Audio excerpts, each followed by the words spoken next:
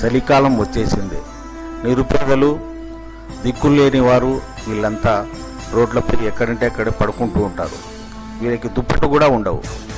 ఆ రక్షణ ఏర్పాట్లు వీడు చూసుకోవడానికి వాళ్ళ దగ్గర కావలసినంత ధనం ఉండదు. అలాంటి వారిని చలి నుండి కాపాడడానికి కదిరి శాంతినికేతన్ స్కూల్ వ్యవస్థాపకుడు మోమిన్ సలీం బాషా తాను సంపాదించిన కొంత భాగంలో దుప్పట్లు కొని నిన్నటి దినం వీరందరికీ దుప్పట్లు పంచి చలి నుండి రక్షణ కల్పించుకోవాలని వారిని కోరారు.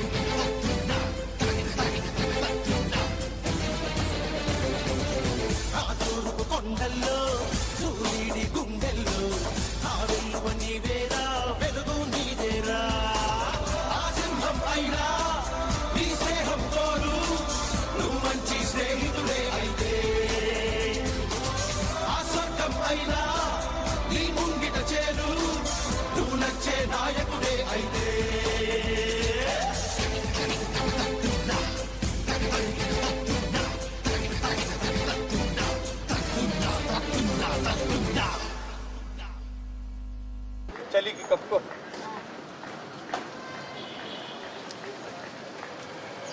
నువ్వు ఒకటే ఉండేది, ఈడే ఉంటావా ఎప్పుడు?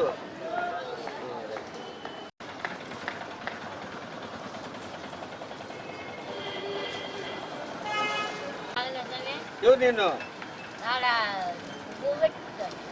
ఎక్కడ?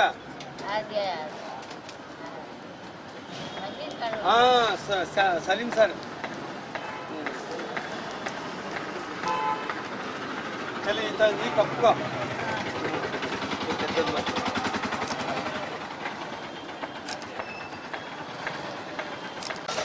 కూర్చో కూర్చో ఆడ కూర్చో, ఆడ కూర్చోమ్మా.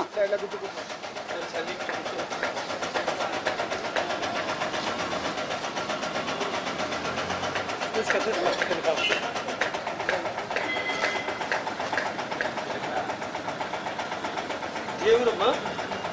ఈ ఊరేనా? ఏ మీరు ఉన్నావు?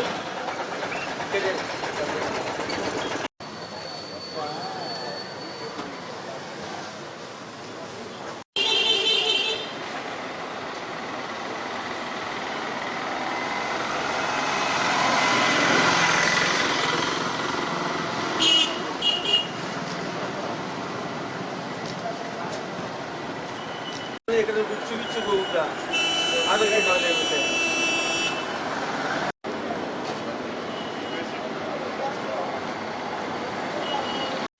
ఈ మాసం కార్తీక మాసం కాబట్టి చాలా చలి తీవ్రత ఎక్కువగా ఉంది. అందులోనూ ఈ రోడ్లపైన పండుకునేటువంటి వాళ్ళు చలికి అల్లాడిపోతున్నారు.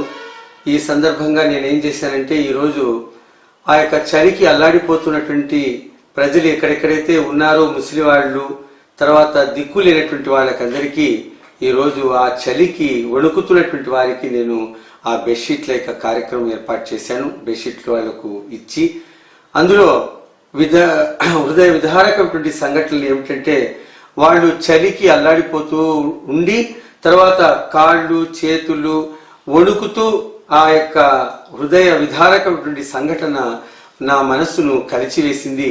ఇంకా నేను ఇలాంటి అనేకమైన కార్యక్రమాలు చేయాలని సంకల్పించినాను. దేవుని కృప వల్ల మా కుటుంబము ఇది ఈరోజు ఇదేం మా కొత్తదేం కాదు.